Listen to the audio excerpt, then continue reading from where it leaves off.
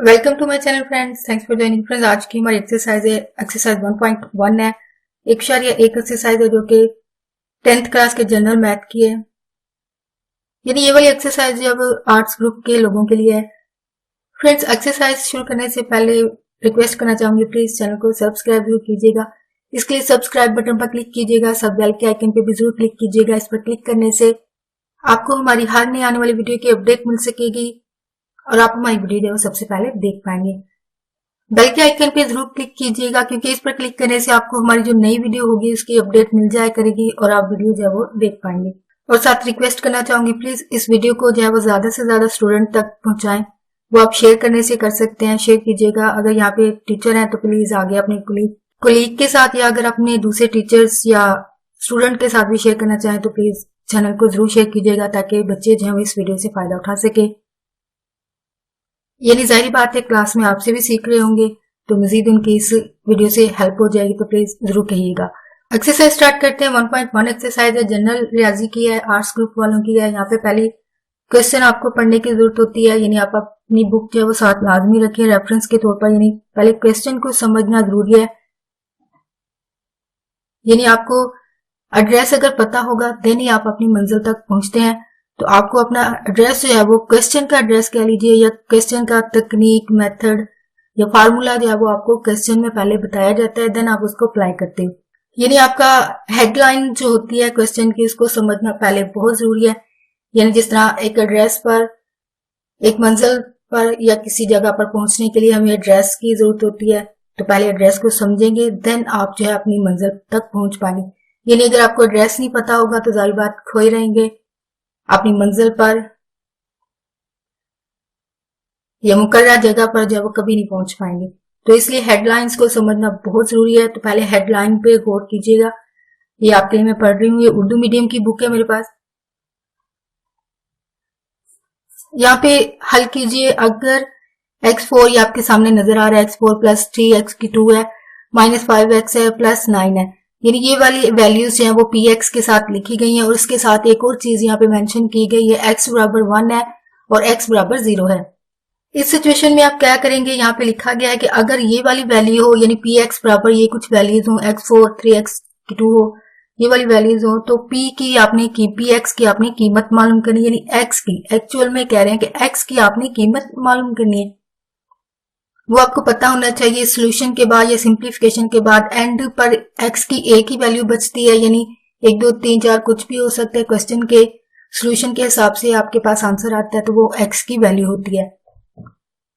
लेकिन x की value हल कैसे करें? उन्होंने कहा है कि आप x बराबर 1 रखें या फिर x बराबर 0। यानी आपने क्वेश्चन को इस तरह हल करना है कि जहां पे x होगा वहां पे आपने एक दफा तो 0 को रखना है, 0 की वैल्यू को पुट करना है, और सेकेंड टाइम इसी क्वेश्चन को दोबारा, इसी इक्वेशन को, इस मसावात को आपने दोबारा से हल करना है। इस इक्वेशन को आप हल जो है वो x1 से करेंगे। यानी क्वेश्चन में आपने ये करना है कि x की वैल्यूज आपको मालूम करनी है, यानी कीमत मालूम करनी है। लेकिन वो आप मालूम कैसे करेंगे? वो मेथड ये है कि आपने x की जगह जहां जहां पे x है वहां पे आपने 1 रखना है या 2, यानी दोनों को आपने रख के हल करना है। सिंप्लीफिकेशन करेंगे, यानी x की 4 हल हो जाएगी, पावर इसी तरह 2 है वो हल होगी। तो यहाँ पे आधा जो है आपका अलजबरा होता है, यानी ज़रब मनफी हो रहता है। यानी अलजबरे के जिन बच्चों को जमा मनफी करना आती है, ज़रब देनी आती है, उनके लिए ये सोल्यूशन जो है वो काफी हद तक आसान होता है। तो जिन बच्चों को अलजबरे में थोड़ी मुश्किल है, उनको मैं रेकमेंड करना चाहूंगी, सजेस्ट करूंगी कि आप जो है अपने ट्यूशन टीचर से या फिर घर में कोई आपको पढ़ाने वाला है तो किसी फ्रेंड से हेल्प ले लीजिए। आप 6-7 के जो अलजबरा है उसको भी अच्छे तरीके से अगर समझ लेते हैं तो आपके ये क्वेश्चन जो है वो बहुत आसान हो जाते हैं। लेकिन अलजबरे की बेसिक आपको सीखने की जरूरत होती है। वो आई थिंक 6-7 में करवा दिए जाते हैं, लेकिन जाहिर बात है कुछ कमी रह जाती है। समटाइम बच्चे की खुद की गफलत होती है, या फिर समटाइम उसको ऐसी टीचर ही, ऐसा तरीका या मेथड या टीचर मुयसर नहीं आ पाते कि वो बच्चा जो वो सीख सके। तो इसमें बुरा मनाने वाली कोई बात नहीं है, आप दोबारा से सीख लीजिए। यानी इस बात से डरते हैं कि लोग क्या कहेंगे कि 6 का मैथ पढ़ रहा है, तो इस चीज से बिल्कुल ना डरे। लोग हर सूरत में बातें करते हैं, या फिर जिन लोगों को लगता है, जिन लोगों पर आपको ट्रस्ट है कि वो जो है आपकी बात को मजाक नहीं बनाएंगे या फिर आगे दूसरे फ्रेंड्स को नहीं बताएंगे, तो ऐसे लोगों से आप हेल्प ले सकते हैं, चाहे वो आपका क्लास फेलो हो या घर में कोई फर्द है, या जैसी भी आपको हेल्प मौजूद हो, आप उसके हिसाब से जो है वो काम कीजिए। लेकिन कोशिश कीजिए कि अपनी बेसिक को जो है वो क्लियर कीजिए। यानी 9th-10th पे इसलिए 9th-10th में बच्चे इसलिए सप्ली आ जाती है क्योंकि बच्चों की बेसिक तैयार नहीं हुई होती है। यानी 6-7 के जो फार्मूलाज होते हैं या तरीके जो सिखाए जाते हैं अलजेब्रा के, वो बच्चे जो है वो नहीं सीख पाते हैं। तो उनको क्लियर जरूर कीजिए, उनको क्लियर कीजिए। वो आपको मैंने बता दिया कैसे आपने हेल्प लेनी है, वो आप वैसे कर सकते हैं।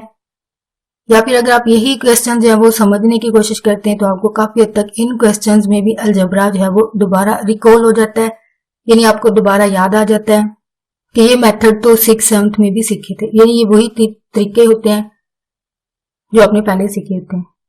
तो इन यूनिट्स में भी आपको काफी हद तक वही चीजें मिलेंगी, तो इसलिए इनको जो है वो अच्छे तरीके से समझने आ रहे वो बहुत जरूरी है। ये आपके लिए एक टिप है, तो जरूर अमल कीजिएगा। तो स्टूडेंट क्वेश्चन की तरफ आते हैं कि पी एक्स की आपने एक्स की वैल्यू कीमत मालूम करनी है। तो इसके लिए मेथड ये है कि आपने जहां जहां पे एक्स है वहां पे आपने एक दफा एक को रखना है, एक की कीमत को रखना है, एक की कीमत को पुट करना है।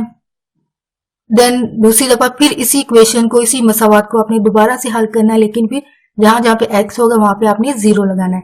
ये आपका मेथड है, तकनीक है, फार्मूला है। पहले आप लिखोगे एक्स बराबर 1 की कीमत लिखने से, या putting x equal to 1 in equation, यानी मसावात में x बराबर 1 की कीमत रखने से। तो जहां जहां पे x है वहां पे आपने 1 लिख दिया, बाकी सब कुछ वहीं पे है, यानी अलामतें भी अपनी जगह होंगी, पावरें भी अपनी जगह पर होंगी, कोफिशिएंट या अददी सार जो होते हैं वो भी अपनी जगह पे रहेंगे। सिर्फ ये होगा कि जहां जहां पे x है वहां पे आपने 1 लिख देना है। तो x की जगह आपने 1 लिखा, 4 अपनी जगह पे है, जमा भी अपनी जगह पे, 3 आएगा। x की जगह आप 1 लिख रहे हो, ऊपर 2 आएगा, -5 है, फिर 1 है, +9 है। तो इक्वल यहाँ पे 1 लिखते जाए x की जगह। तो x की 1 की पावर 1 की पावर जो है वो 4 है, तो इसका मतलब 4 कुव्वत का मतलब या एक्सपोनेंट या पावर का मतलब ये होता है कि वो रकम जब उतनी दफा ज़रब खा रही है। यानी 4 लिखा है तो इसका मतलब ये कितनी दफा ज़रब खाएगा, 4 टाइम, 1 1 1 और 1, यानी 1 को आप जितनी दफा मर्जी ज़रब दे लें वो 1 ही रहेगा। तो यहाँ पे 1 आ जाएगा प्लस, अब यहाँ पे फिर 1 है, 1 को 2 दफा करेंगे ज़रब तो वो 1 ही रहेगा। 1 को आपने 3 से ज़रब दे देनी है तो वो 3 आ जाएगा, -5 को 1 से ज़रब दी 5 आ जाएगा, +9 है। यानी ये वाले क्वेश्चन जो है वो इजी है। मैं आपके लिए ये वाला एक क्वेश्चन कर रही हूँ, बाकी आपके लिए इजी हो जाएगा क्वेश्चंस को हल करना। नेक्स्ट अगर आपको कोई मुश्किल पेश आती है क्वेश्चन में, आप कमेंट में लिखिएगा, मैं आपके लिए वीडियो बना दूंगी। तो यहाँ पे सिंप्लीफिकेशन होगी, यानी प्लस माइनस का यहाँ पे आपको नजर आ रही है अलामतें, तो आपने ये करना है कि प्लस वाली ये जहाँ पे नहीं लिखा वो प्लस की होती है, प्लस वाली को इकट्ठी कर लें। ये 9 है जमा के, ये 3 है, ये क्या 9 और 1 10 हो जाएंगे, 3 जमा के 3 और -5, 13 में से 5 निकालेंगे तो आपके पास आंसर आएगा 8। आपके पास आंसर जो है वो 8 आ जाता है, 8 है। अब इसी इक्वेशन को आपने दोबारा से हल करना है, लेकिन यहाँ पे इस दफा 1 की जगह जो है वो 0 लगाएंगे। x4 3x की 2 है, -5x है, +9 है। तो जहां पे x है वहां पे आप क्या लगाएंगे 0, बाकी सब कुछ अपनी जगह पे रहेगा, अलामतें भी और पावर्स। यहाँ पे 0 माइनस, यहाँ पे 0, +9 है। तो आपको यहाँ पे पता है सिंप्लीफिकेशन पहले भी सेम इसी मेथड से हुई है, यानी पावर्स को आपने ज़रब देनी होती है, खत्म करना होता है। 0 को चाहे आप 1000 बार ज़रब दे दीजिए, ये 0 रहेगा, तो यहाँ पे 0 आ जाएगा,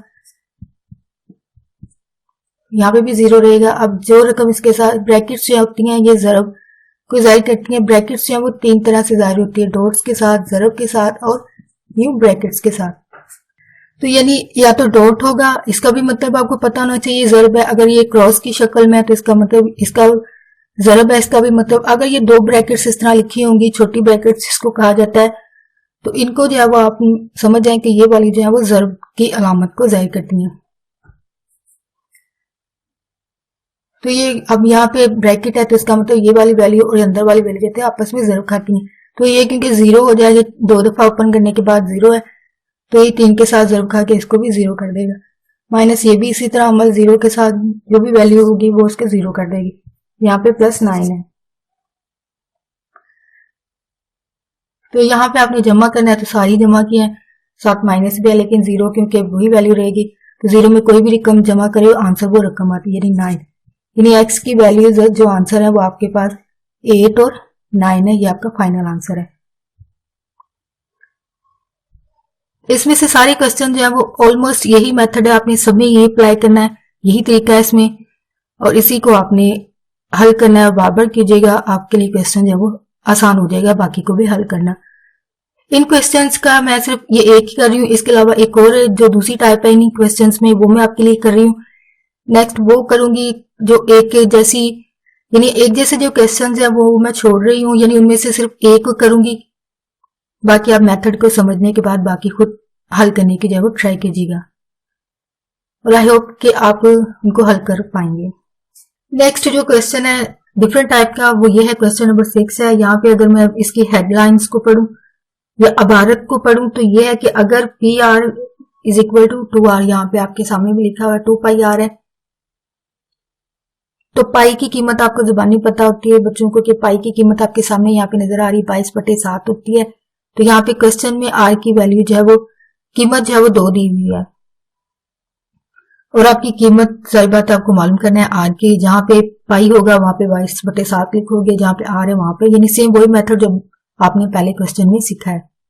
तो यहाँ पे आप putting pi and r values, ठीक है, ये लिख सकते हैं। इंग्लिश मीडियम वाले उर्दू वाले लिख रहे हैं तो वो ये लिख सकते हैं कि आर की कीमत बराबर 2 है और पाई की कीमत 22/7 कीमत रखने दर्ज करने से या लिखने से, यानी जैसे भी आपके वर्ड हो आप लिख सकते हैं।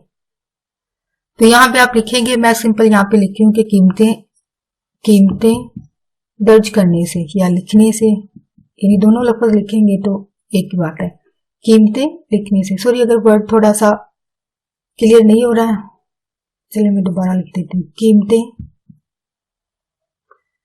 लिखने से, ठीक है। तो पी आर की जगह आपने 2 लिखना है, ठीक है, यानी ये सारी आपके पास यही वैल्यूज होंगी, यानी सिंपल आप 2 भी अपनी जगह पे रहेगा, पाई की जगह आपको सामने लिखी हुई है कीमत, यानी 22/7 होती है, फिक्स इसकी वैल्यू होती है, यानी जिसमें ना भी मेंशन किया जाए तो आपको पता होना चाहिए कि पाई की जगह आपने क्या लिखना है, यानी 22/7। तो सिंप्लीफिकेशन होगी, ब्रैकेट्स आपको मैंने पहले भी बताया पहले क्वेश्चन में कि जो ब्रैकेट्स होती हैं वो ज़र्ब को जाहिर करती है, यानी ये इसका मतलब ये वैल्यूज जो है आपको पता होनी चाहिए कि आपस में क्या हो रही है। ज़र्ब यानी ज़र्ब की अलामत तो नहीं लिखी लेकिन ब्रैकेट्स जरूर लिखी हुई हैं, तो ब्रैकेट्स आपको बताया कि ब्रैकेट्स जो होती है वो ज़र्ब को जाहिर करती है, इसका मतलब इनकी वैल्यूज जो है वो आपस में ज़र्ब खा रही है, क्योंकि बाद दफा बच्चे को पता ही नहीं होता कि करना क्या, यानी इस तरह शक्ल लिखी होगी वो सोच रहा होगा कि मैं क्या करूं। तो यानी आपको पता होना चाहिए कि ब्रैकेट्स जो होती हैं वो ज़र्ब को जाहिर करती हैं, इसका मतलब ये सारी वैल्यूज जो हैं वो आपस में ज़र्ब खा रही हैं। तो नीचे बटा है, इसका मतलब ऊपर वाली सारी वैल्यूज जो होती हैं वो आपस में ज़र्ब खाएंगी और साथ पर ये जो होंगी तकसीम होंगी। बटा कह लीजिए, डिवीजन फॉर्म कह लीजिए, साथ जो है वो तकसीम में लिखा गया, यानी बटे में लिखा गया। 22 को आप 2 से ज़र्ब देंगे तो वो 44 हो जाएगा। सॉरी यहाँ पे थोड़ी सी मिस्टेक होगी, आर की जगह जो है वो 3 है वैल्यू, यानी आर की जगह आपने क्या लिखना है 3। तो 22 और 2 को ज़र्ब देंगे तो 44 होगा, 44 को 3 से ज़र्ब देंगे तो 138 हो जाएगा, यानी 132 हो जाएगा, सॉरी 132 हो जाएगा। और 7 क्योंकि बटे में लिखा हुआ इसका मतलब ये तकसीम होगा। तो आप इसको बेशक रफ अमल में कर लीजिए, अगर कैलकुलेटर की इजाजत है तो आप कैलकुलेटर पे भी कर सकते हो, या अगर रफ अमल में भी कर सकते हैं तो इजी है। तो जब आप तकसीम करेंगे तो इसका आंसर जो है वो इशारिया में आएगा, यानी 18.9।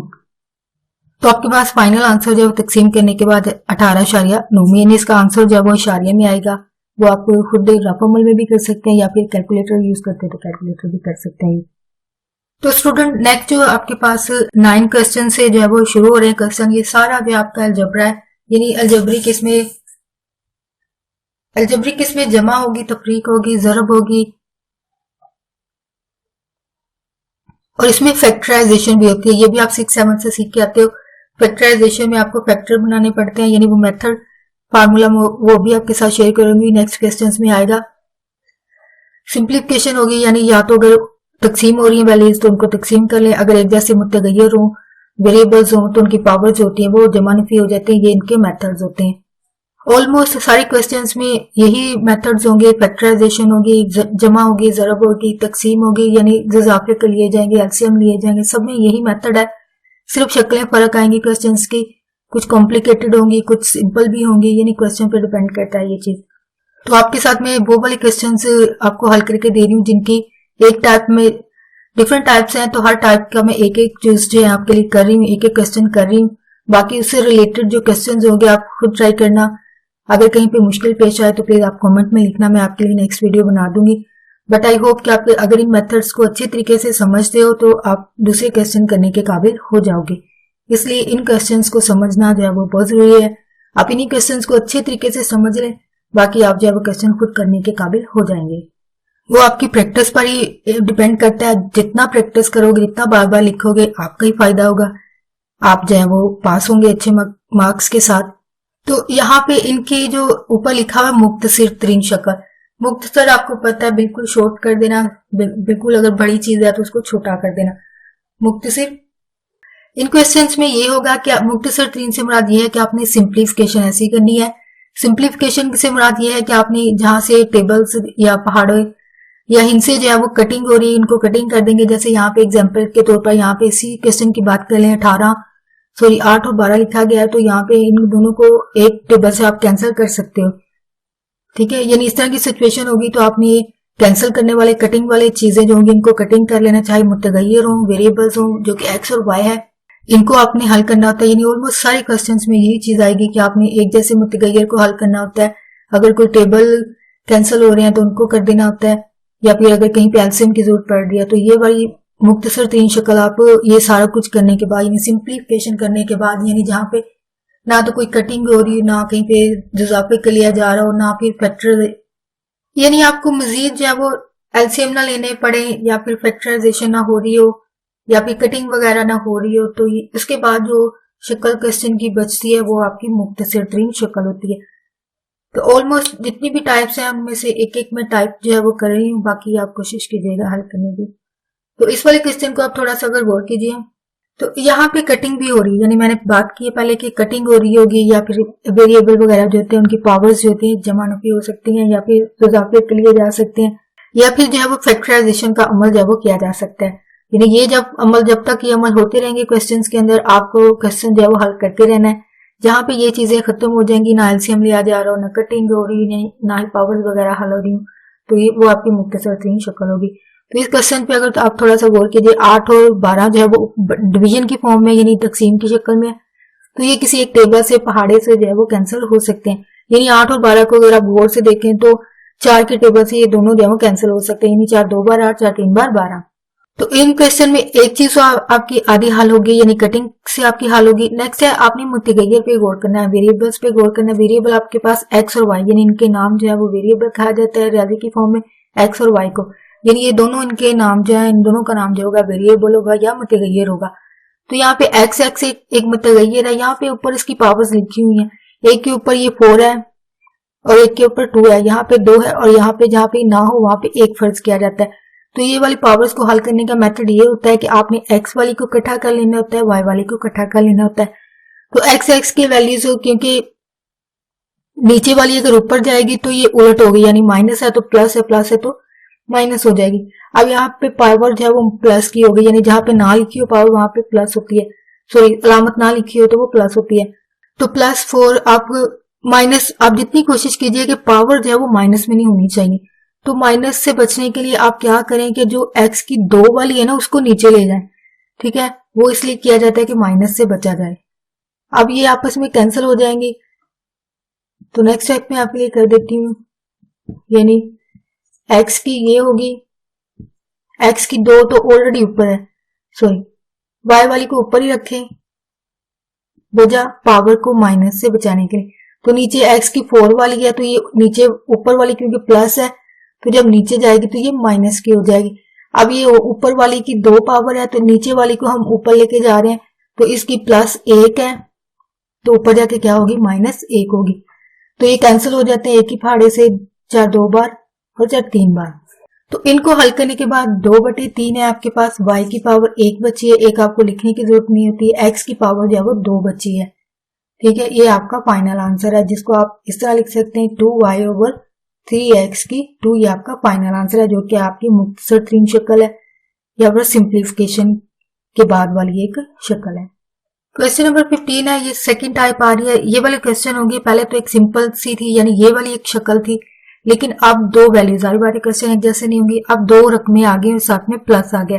तो यहाँ पे आपको रकमें जो है वो बट्टे में भी नजर आ रही है, डिवीजन फॉर्म में भी नजर आ रही है, यानी आपको डिवीजन भी हल करनी होती है। और डिवीजन जो है वो अलजबरे की फार्मूले से आप जो हल करते हैं इसको। तो यहाँ पे अलजबरे की कोई फॉर्म अगर नजर आ रही हो, आपने उसको देखना होता है, यानी कहीं पे फैक्टराइजेशन हो रही है तो फैक्टराइजेशन करेंगे, कहीं पे कोई फार्मूला लग रहा है तो फार्मूला अप्लाई करेंगे। लेकिन यहाँ पे अगर आप गौर करें तो यहाँ पे ना तो आप फैक्टराइजेशन के कोई फैक्टर बना सकते हैं और ना ही कोई कटिंग कर सकते हैं, यानी ना तो कोई टेबल है यहाँ पे, यानी हिंसे नहीं है, यहाँ पे गिनती के लफ्ज नहीं है। यहाँ पे अगर गिनती के होते ज़ाहिर बात जैसे पहले टाइप में किया कि उनको कटिंग वगैरह करने की जरूरत पड़ी। अब यहाँ पे ये होता है कि यहाँ ना तो ये फैक्टराइजेशन हो रही है ना कोई कटिंग हो रही है, तो यहाँ पे ये होगा कि आपको इजाफे कल का अमल करना पड़ेगा, यानी ये वाली शक्ल जो है वो इजाफे कल वाले क्वेश्चन होते हैं। अगर आपने पीछे 6/7 के याद हो, 1/2 1/3 ये वाली जो होती है ये आपके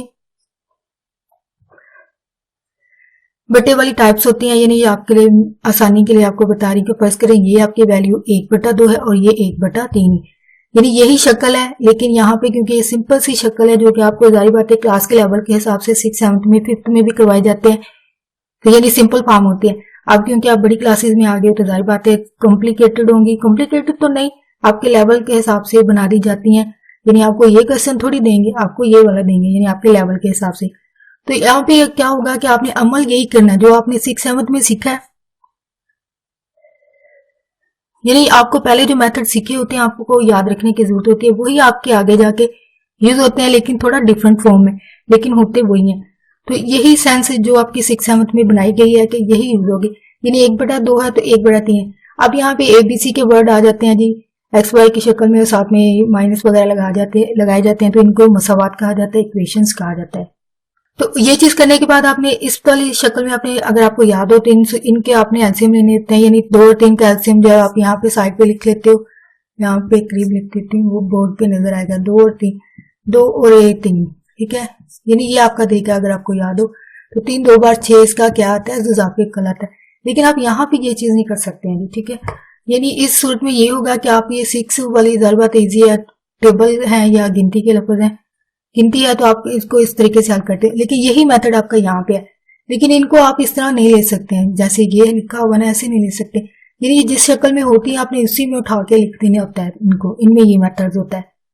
तो ये सबका एलसीएम, ये जो बट्टे में वैल्यूज होती है ये सारी मिला के इसका एलसीएम बन जाती है, x माइनस और इंटू एक्स की 2 जमा y की 2, यानी इनको सबको उठा के आपने नीचे लिख देना होता है, ये इसका मेथड होता है। तो इसको और इसको डिवाइड करना होता है, ये आपके लिए रफ अमल यहाँ पे साथ साथ कर देती हूँ कि आपने इसको अमल ये होता है कि इसको और इसको डिवाइड करना होता है, यानी 6 और 2 को डिवाइड करेंगे तो 3 आता है, ठीक है। तो अब यही चीज आपने यहाँ पे अप्लाई करनी, यानी इन दोनों को डिवाइड करना होता है, वो आप यहाँ पे रफ अमल में लिख सकते हो, x माइनस वाई, एक्स की 2 जमा y की 2 ओवर है जी x माइनस वाई, ठीक है जी, ये आप रफ अमल में लिखेंगे तो आपके लिए आसानी हो जाएगी।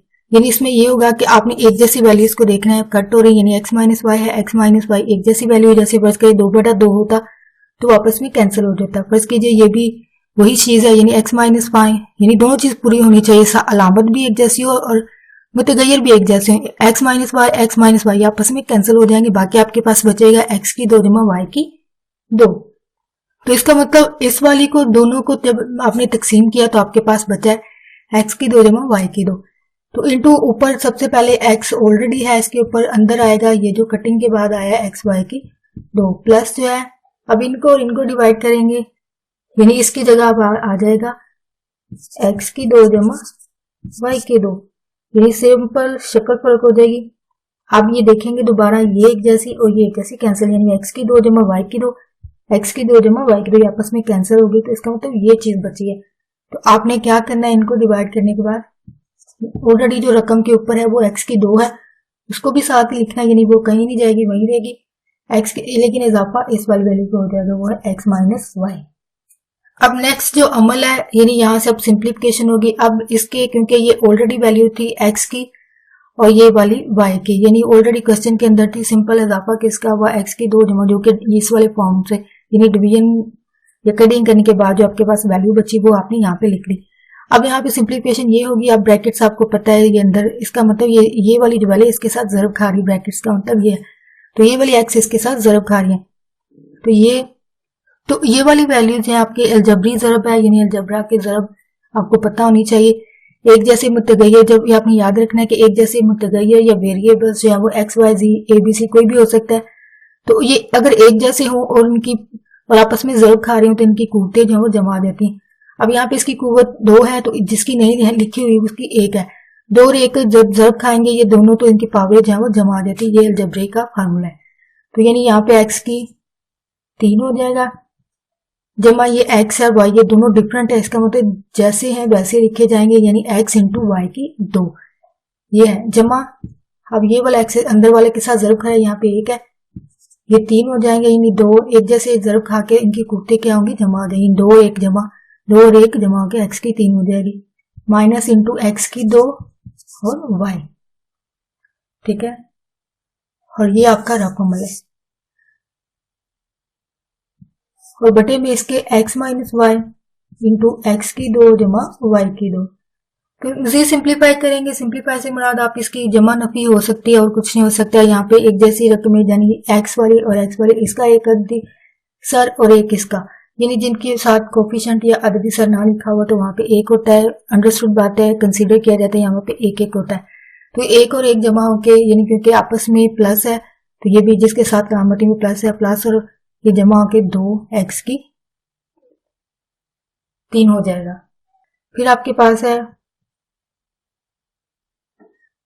प्लस एक्स वाई की 2 माइनस x2 की। अब ये नहीं हो सकती क्योंकि ये एक जैसी नहीं है, वजह यहाँ पे 1 x है तो y की 2 है, यहाँ पे x की 2 है तो y की 1 है, तो यानी दो डिफरेंट है, यानी अगर आपको सिंप्लीफिकेशन करनी है तो सिंप्लीफिकेशन के लिए आपका वेरिएबल जो है वो एक जैसा होना चाहिए, यानी अगर ये एक जैसे होते तो देन आप इसकी अददी सरों को जमा कर सकते हैं, लेकिन क्योंकि एक जैसे अददी सर नहीं है तो आप इसका कुछ भी नहीं कर सकते, ये जैसे है वैसे आप लिख दोगे। तो बटे में आपके पास जो वैल्यू है वही रहेगी, तो ये भी क्योंकि ब्रैकेट्स में है तो इसका मतलब सिंप्लीफिकेशन आप क्योंकि मुख्तसर तरीन शिकल लिख रहे हो, यानी आपने तब तक यहाँ पे अमल करना है जब तक जमा नफी हो रहे हैं, कटिंग हो रही है या आपस में कहीं पे ज़रब हो रही हैं चीजें, वो आपको ज़रब करना, जब तक क्वेश्चन में ये चीजें हो रही हैं आपको ये जितने भी क्वेश्चन है सब में यही फार्मूला रूल जो है वो लागू होगा, यानी इन पर एप्लीकेबल है, आप इनको जो है वो सब पे यही करेंगे जब तक ज़रब हो रही है, यानी यहाँ पे अभी ज़रब की शक्ल है, ब्रैकेट्स आपको बताया ये आपस में ज़रब खा रही है, इसका मतलब इनको आप ज़रब देने की जरूरत है, तो यहाँ पे रफ अमल में आप कीजिएगा, जुबानी लिखने की बजाय अगर रफ अमल में करते हैं तो आपके लिए ज्यादा बेस्ट है, यानी इस तरह ये होगा कि आपकी मिस्टेक जो है वो कम होगी, क्वेश्चन जो है वो आपका सही रहेगा, चाहे आप यानी गलती होने के इम्कान जो है वो कम हो जाते हैं अगर आप रफ अमल करते हो, यानी जुबानी लिखने की या ऐसे ही अंदाजे से, अंदाजा तो खैर नहीं होता, बाद दफा बच्चे की प्रैक्टिस इतनी होती है तो वो जो है वो फौरन बगैर यानी रफ अमल किए भी चीजों को लिख लेता है, यानी वो तब है वो प्रैक्टिस पर मुमकिन है, यानी जितनी प्रैक्टिस होगी उतना क्वेश्चन जो है वो अच्छा और सही हल होगा, लेकिन जो बच्चे जिनकी प्रैक्टिस नहीं उनके फिर गलती होने के इम्कान ज्यादा होते हैं, तो उससे बेहतर है कि उसी से बचने से बेहतर है कि आप जो है वो रफ अमल लाजमी कीजिए। यानी रफा अमल में आपने नीचे वाली जो वैल्यूज हैं एक्स के ऊपर इसके 2 है, यानी इसको लिखा और ब्रैकेट में ये वाली यानी इन एक्स माइनस वाई, ये दोनों आपस में ब्रैकेट्स आपको नजर आ रही है कि इसका मतलब ये आपस में ज़रब खा रही है। अलजबरी ज़रब यहाँ पे आपको मेथड पर पता होना चाहिए। इसमें क्या होता है कि एक जैसे मुतगैर वही चीज जो पहले बात की है कि एक जैसे मुतगैर हो तो उनकी पावर्स जो होती हैं वो ऐड होती हैं।